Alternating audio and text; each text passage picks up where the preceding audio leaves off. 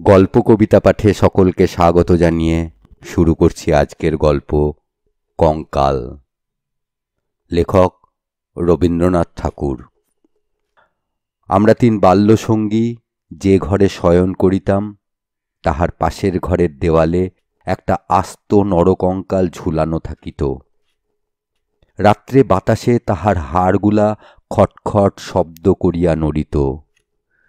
দিনের বেলায় আমাদিগকে সেই হাড় নাড়িতে হইত। আমরা তখন পণ্ডিত মহাশয়ের নিকট, মেঘনাদ বধ এবং ক্যাম্বেল স্কুলের এক ছাত্রের কাছে অস্থিবিদ্যা পড়িতাম। আমাদের অভিভাবকের ইচ্ছা ছিল আমাদিগকে সহসা সর্ববিদ্যায় পারদর্শী করিয়া তুলিবেন। তাহার অভিপ্রায় কতদূর সফল হইয়াছে যাহারা আমাদিগকে জানেন তাহাদের নিকট প্রকাশ করা বাহুল্য, এবং যাহারা জানেন না তাহাদের নিকট গোপন করাই শ্রেয়। তাহার পর বহুকাল অতীত হইয়াছে। ইতিমধ্যে সেই ঘর হইতে কঙ্কাল এবং আমাদের মাথা হইতে অস্থিবিদ্যা কোথায় স্থানান্তরিত হইয়াছে অন্বেষণ করিয়া জানা যায় না। অল্পদিন হইল একদিন রাত্রে কোনো কারণে অন্যত্র স্থানাভাব হওয়াতে আমাকে সেই ঘরে শয়ন করিতে হয়। অনভ্যাসবশত ঘুম হইতেছে না। এপাশ ওপাশ করিতে করিতে গির্জার ঘড়িতে বড় বড় ঘণ্টাগুলোও প্রায় সব কটা বাজিয়া গেল। এমন সময়ে ঘরের কোণে যে তেলের সেজ জ্বলিতেছিল সেটা প্রায় মিনিট পাঁচেক ধরিয়া খাবি খাইতে খাইতে একেবারে নিবিয়া গেল। ইতিপূর্বেই আমাদের বাড়িতে দুই একটা দুর্ঘটনা ঘটিয়াছে, তাই এই আলো নেবা হইতেই সহজেই মৃত্যুর কথা মনে উদয় হইল। মনে হইল এই যে রাত্রি দুই প্রহরে একটি দীপশিখা চিরান্ধকারে মিলাইয়া গেল, প্রকৃতির কাছে ইহাও যেমন, আর মানুষের ছোট ছোট প্রাণশিখা কখনো দিনে কখনো রাত্রে হঠাৎ নিবিয়া বিস্মৃত হইয়া যায়, তাহাও তেমনি। ক্রমে সেই কঙ্কালের কথা মনে পড়িল। তাহার জীবিতকালের বিষয় কল্পনা করিতে করিতে সহসা মনে হইল একটি চেতন পদার্থ অন্ধকারে ঘরের দেওয়াল হাতড়াইয়া আমার মশারির চারিদিকে ঘুরিয়া ঘুরিয়া বেড়াইতেছে। তাহার ঘন ঘন নিঃশ্বাসের শব্দ শোনা যাইতেছে। সে যেন কি খুঁজিতেছে, পাইতেছে না, এবং দ্রুততর বেগে ঘরময় প্রদক্ষিণ করিতেছে। নিশ্চয় বুঝিতে পারিলাম সমস্তই আমার নিদ্রাহীন উষ্ণ মস্তিষ্কের কল্পনা, এবং আমারই মাথার মধ্যে বোঁ বোঁ করিয়া যে রক্ত ছুটিতেছে তাহাই দ্রুত পদশব্দের মতো শুনাইতেছে। কিন্তু তবু গা ছমছম করিতে লাগিল।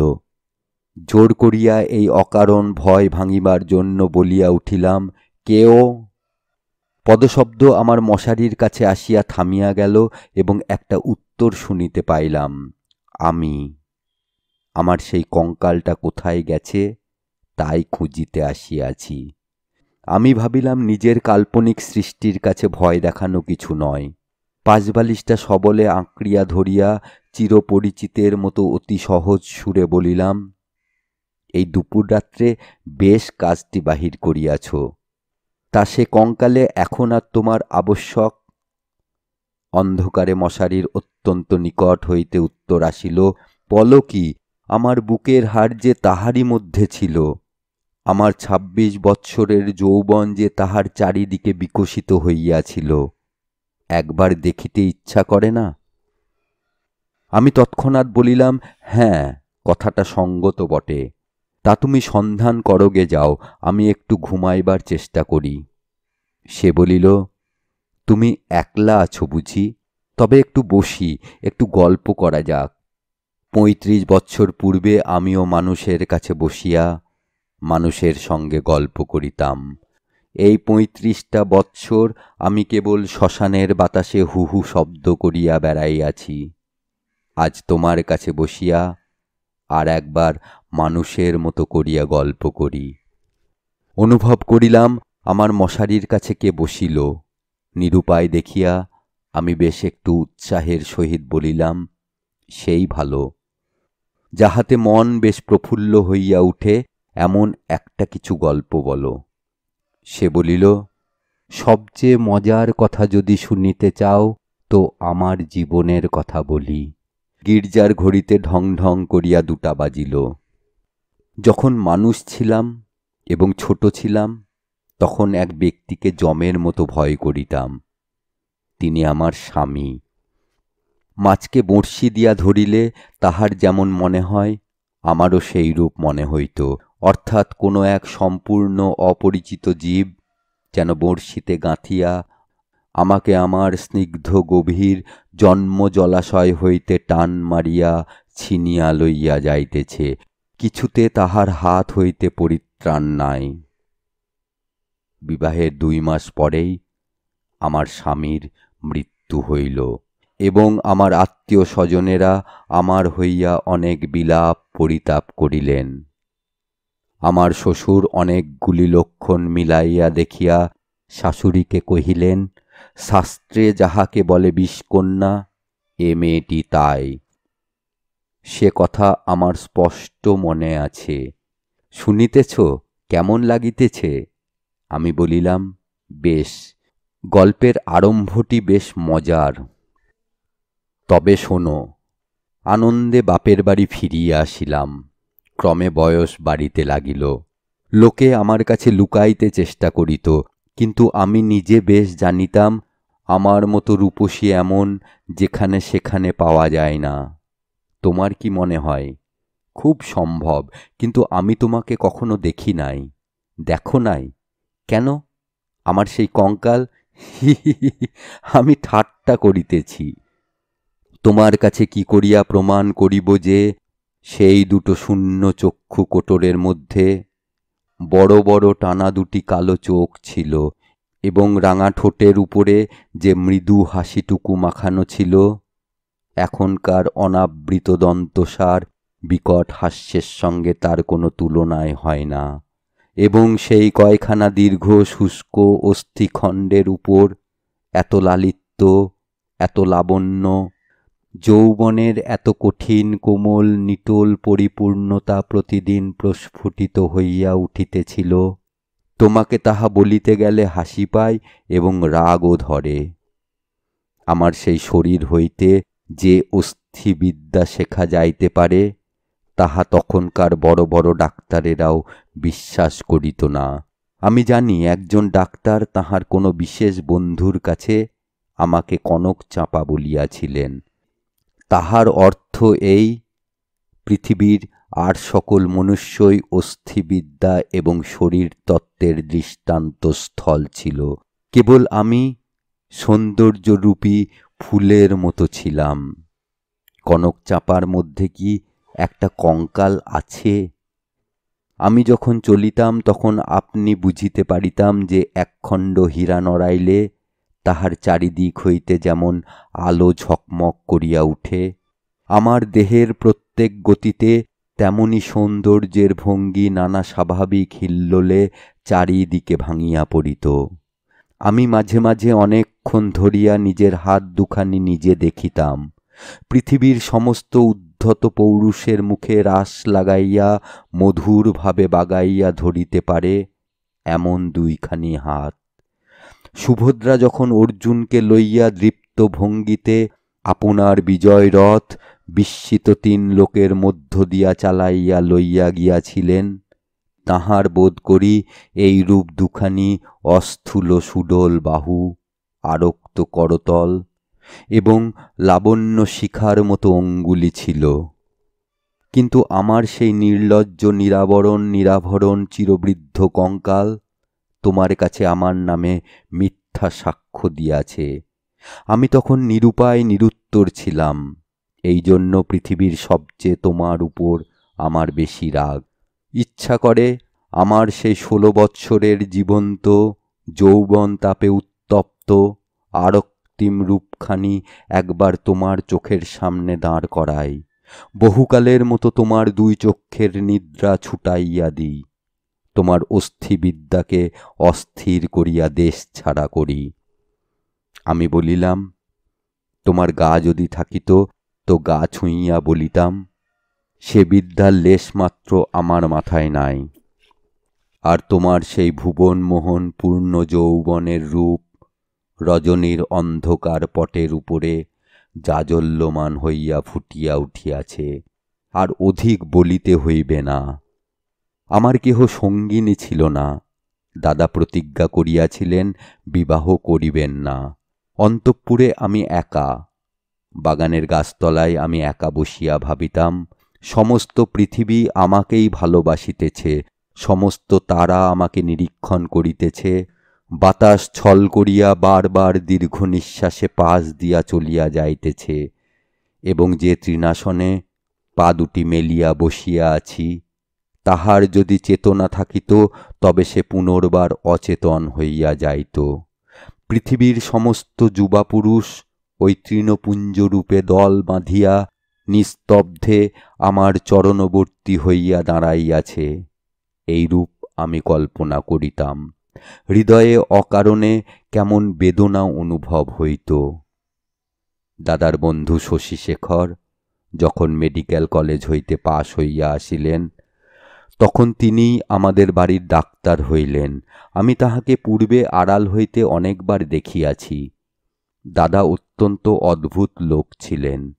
পৃথিবীটাকে যেন ভালো করিয়া চোখ মেলিয়া দেখিতেন না, সংসারটা যেন তাহার পক্ষে যথেষ্ট ফাঁকা নয়, এই জন্য সরিয়া সরিয়া একেবারে প্রান্তে গিয়া আশ্রয় লইয়াছেন। তাহার বন্ধুদের মধ্যে এক শশীশেখর। এই জন্য বাহিরের যুবকদের মধ্যে আমি এই শশীশেখরকেই সর্বদা দেখিতাম, এবং যখন আমি সন্ধ্যাকালে পুষ্পতরুতলে সম্রাজ্ঞীর আসন গ্রহণ করিতাম, তখন পৃথিবীর সমস্ত পুরুষ জাতি শশীশেখরের মূর্তি ধরিয়া আমার চরণাগত হইত। শুনিতেছ, কি মনে হইতেছে? আমি সনিশ্বাসে বলিলাম, মনে হইতেছে শশীশেখর হইয়া জন্মিলে বেশ হইত। আগে সবটা শোনো। একদিন বাদলার দিনে আমার জ্বর হইয়াছে, ডাক্তার দেখিতে আসিয়াছেন। সেই প্রথম দেখা। আমি জানালার দিকে মুখ করিয়াছিলাম।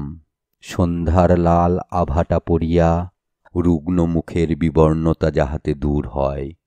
ডাক্তার যখন ঘরে ঢুকিয়াই আমার মুখের দিকে একবার চাহিলেন, তখন আমি মনে মনে ডাক্তার হইয়া কল্পনায় নিজের মুখের দিকে চাহিলাম। সেই সন্ধ্যালোকে কোমল বালিশের উপরে একটি ঈষৎ ক্লিষ্ট কুসুম পেলব মুখ, অসংযমিত চূর্ণকুন্তল ললাটের উপর আসিয়া পড়িয়াছে, এবং লজ্জায় আনমিত বড় বড় চোখের পল্লব কপলের উপর ছায়া বিস্তার করিয়াছে।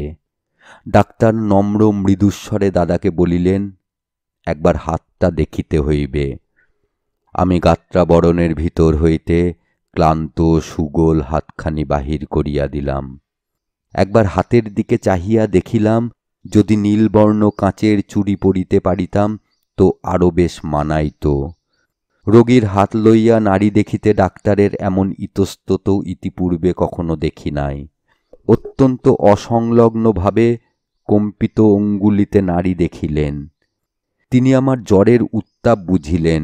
আমিও তাহার অন্তরের নাড়ি কিরূপ চলিতেছে কতকটা আভাস পাইলাম। বিশ্বাস হইতেছে না? আমি বলিলাম, অবিশ্বাসের কোনো কারণ দেখিতেছি না।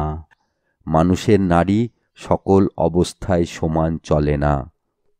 কালক্রমে আরও ২-৪বার রোগ ও আরোগ্য হইবার পরে দেখিলাম, আমার সেই সন্ধ্যাকালের মানস সভায় পৃথিবীর কোটি কোটি পুরুষ সংখ্যা অত্যন্ত হ্রাস হইয়া ক্রমে একটিতে আসিয়া ঠেকিল।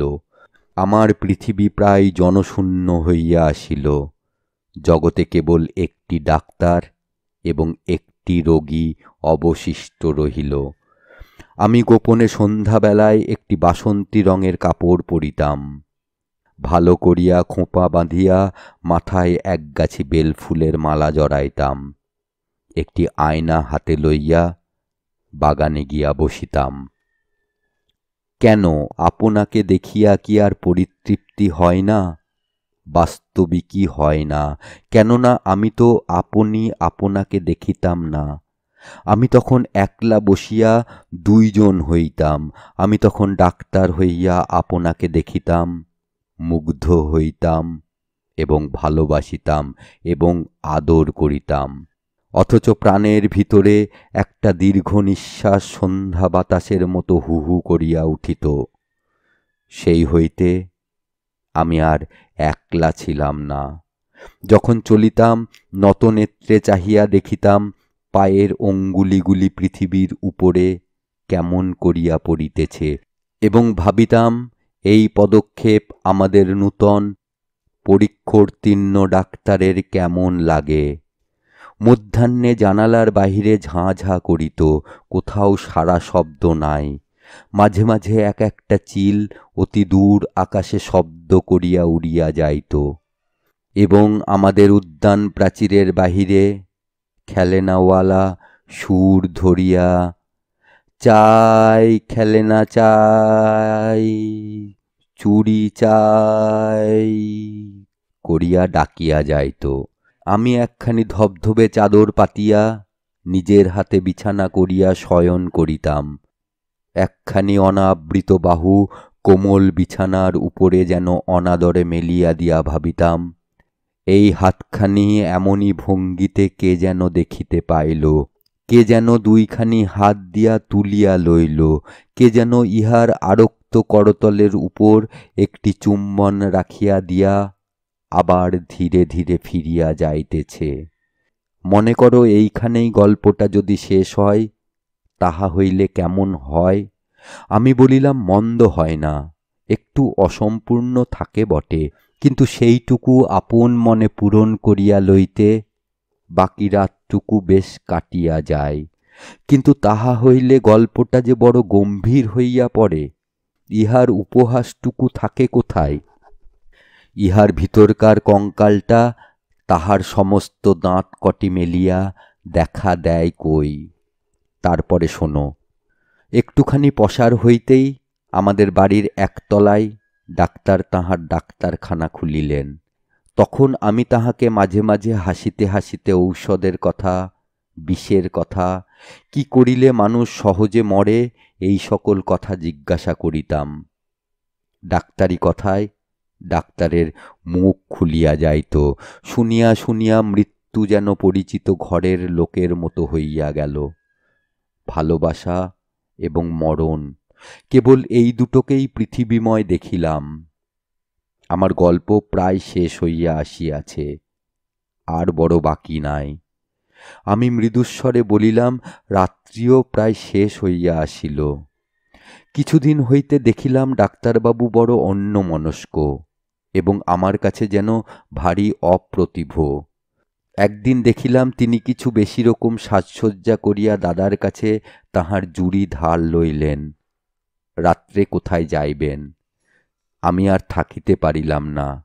দাদার কাছে গিয়া নানা কথার পর জিজ্ঞাসা করিলাম, হাঁ দাদা, ডাক্তারবাবু আজ জুড়ি লইয়া কোথায় যাইতেছেন? সংক্ষেপে দাদা বলিলেন, মরিতে। আমি বলিলাম, না, সত্য করিয়া বলো না। তিনি পূর্বাপেক্ষা কিঞ্চিৎ খোলসা করিয়া বলিলেন, বিবাহ করিতে। আমি বলিলাম, সত্য নাকি? বলিয়া অনেক হাসিতে লাগিলাম। অল্পে অল্পে শুনিলাম, এই বিবাহে ডাক্তার 12,000 টাকা পাইবেন। কিন্তু আমার কাছে এ সংবাদ গোপন করিয়া আমাকে অপমান করিবার তাৎপর্য কি? আমি কি তাহার পায়ে ধরিয়া বলিয়াছিলাম যে এমন কাজ করিলে আমি বুক ফাটিয়া মরিব? পুরুষদের বিশ্বাস করিবার জো নাই।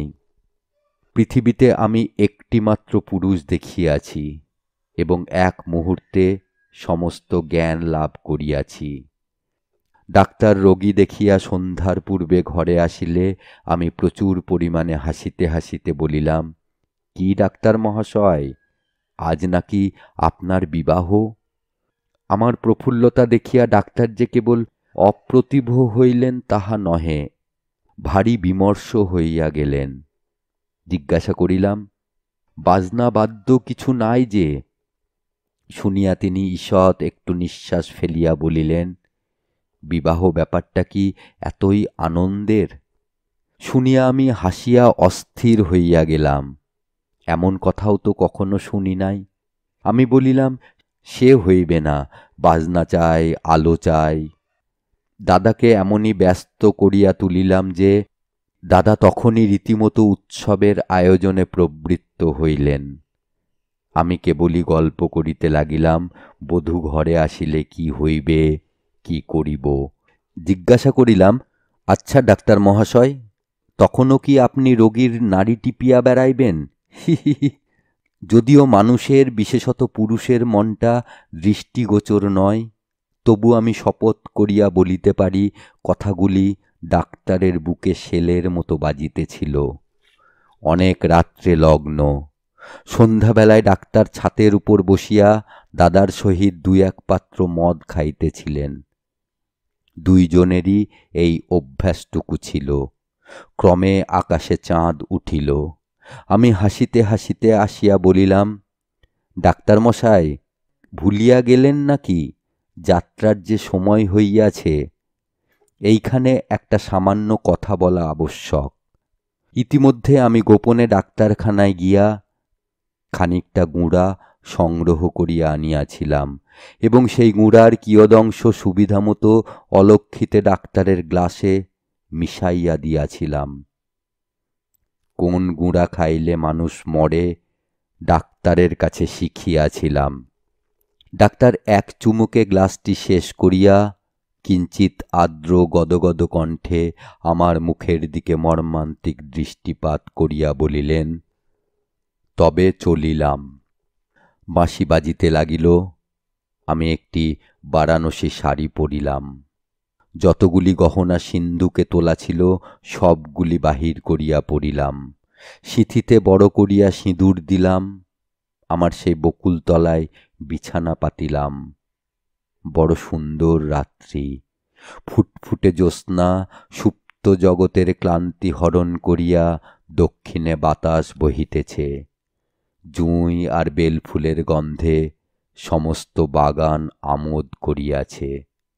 বাঁশির শব্দ যখন ক্রমে দূরে চলিয়া গেল, জ্যোৎস্না যখন অন্ধকার হইয়া আসিতে লাগিল, এই তরুপল্লব এবং আকাশ এবং আজন্মকালের ঘর দুয়ার লইয়া পৃথিবী যখন আমার চারিদিক হইতে মায়ার মতো মিলাইয়া যাইতে লাগিল, তখন আমি নেত্র নিমীলন করিয়া হাসিলাম।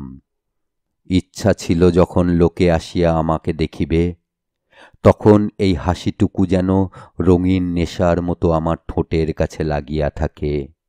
ইচ্ছা ছিল যখন আমার অনন্ত রাত্রির বাসর ঘরে ধীরে ধীরে প্রবেশ করিব, তখন এই হাসিটুকু এখান হইতেই মুখে করিয়া লইয়া যাইব। কোথায় বাসর ঘর? আমার সে বিবাহের বেশ কোথায়? নিজের ভিতর হইতে একটা খটখট শব্দে জাগিয়া দেখিলাম, আমাকে লইয়া 3টি বালক অস্থিবিদ্যা শিখিতেছে। বুকের যেখানে সুখ দুঃখ ধুক ধুক করিত এবং যৌবনের পাপড়ি প্রতিদিন একটি একটি করিয়া প্রস্ফুটিত হইত, সেইখানে বেত্র নির্দেশ করিয়া কোন অস্থির কি নাম মাস্টার শিখাইতেছে। আর সেই যে অন্তিম হাসিটুকু ওষ্ঠের কাছে ফুটাইয়া তুলিয়াছিলাম, তাহার কোনো চিহ্ন দেখিতে পাইয়াছিলে কি? গল্পটা কেমন লাগিল? আমি বলিলাম, গল্পটি বেশ প্রফুল্লকর। এমন সময় প্রথম কাক ডাকিল। জিজ্ঞাসা করিলাম, এখনো আছো কি? কোনো উত্তর পাইলাম না। ঘরের মধ্যে ভোরের আলো প্রবেশ করিল।